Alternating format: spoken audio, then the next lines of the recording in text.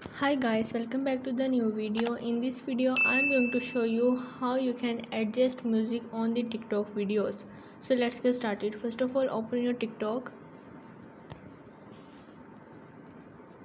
Once you are in, you have to click on the plus button, and on the bottom here is the option of add the sound. You have to click on it.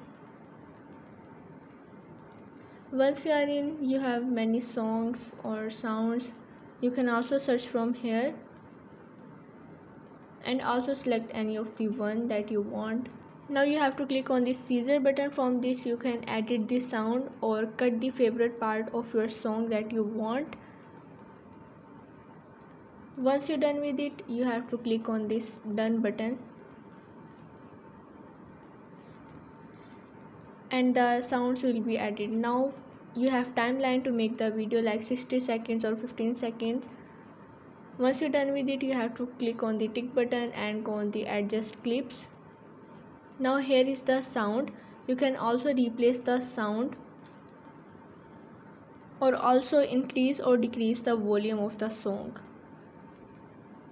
Once you're done with it, you have to just save it or go back and save it. Here you have to click on the next. So yeah, this is how you can adjust music on TikTok videos.